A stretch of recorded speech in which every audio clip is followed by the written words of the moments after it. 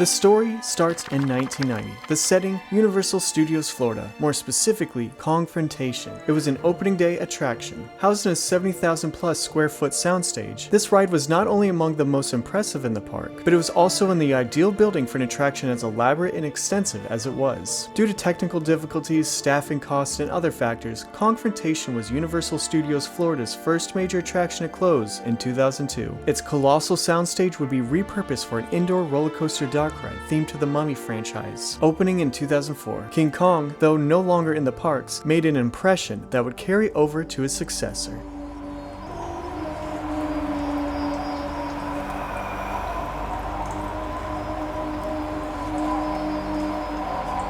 Enter the Museum of Antiquities in Universal Studios Florida's New York section. This is the venue for a hot set for an upcoming Mummy sequel. Guests are lining up to act as extras in a fictional movie. In this area of the queue, peculiar markings from a film production company can be noticed. Nothing too unusual at first, but upon a closer look, guests may recognize that this logo resembles a front-facing King Kong. It can be easy to miss, but this isn't the only time the symbol can be found.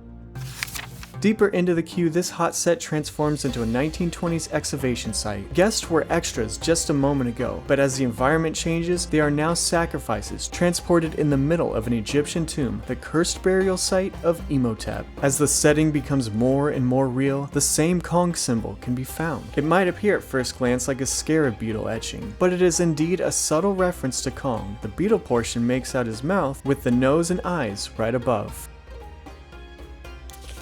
The thick of the queue is loaded with details. The walls are adorned with hieroglyphics that tell the story from the 1999 film, The Mummy. These hieroglyphics are quite obviously intricate and complete the authentic ambiance of an ancient burial chamber. So much so, it's easy to forget this is the same soundstage that once housed Kongfrontation. With an opportunistic attention to detail, Universal Creative used these hieroglyphics as a way to pay homage to Kong's former attraction. In this particular instance, note how these characters are depicted holding swords. Nothing unusual about that until noticing their weapons are yellow and might resemble something delicious rather than dangerous. Not quite what they appear, these swords are modeled after bananas, a key part of King Kong's diet, as proved by the iconic ripe banana breath once sensed while in Kongfrontation years ago, straight from the beast's mouth. Hidden in plain sight, this is nothing less than an imaginative way to honor Kong.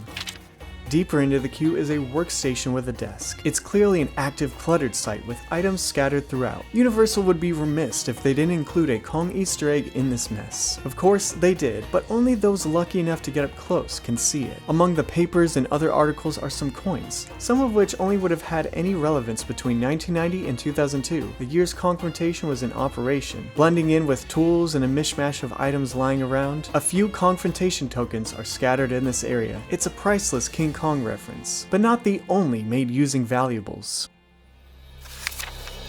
Once on the coaster and doomed to be sacrificed to Imhotep, riders pass by more Kong symbols, identical to those seen in the queue. Soon after is a golden nod to the giant ape that once wreaked havoc in the same building. Enter Imhotep's treasure room. Riders are surrounded by his riches and valuable possessions. One of these ornaments, however, has deep sentimental value to longtime Universal fans and Kong admirers. Piled among the riches in this chamber is a golden King Kong statue, placed on the left side of the room toward the front. He's enshrined eternally in a sacred tomb.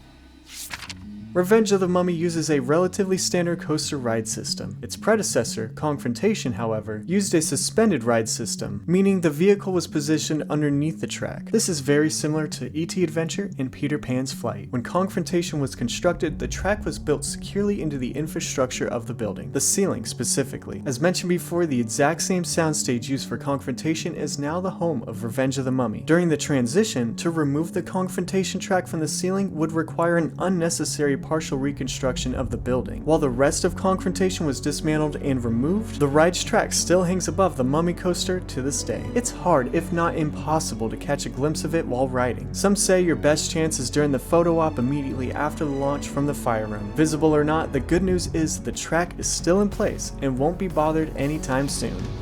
As found throughout Revenge of the Mummy, King Kong is given the respect he deserves, garnering admiration and memorialized to this day. The legend of Kong is so powerful, one that shall rule for all eternity.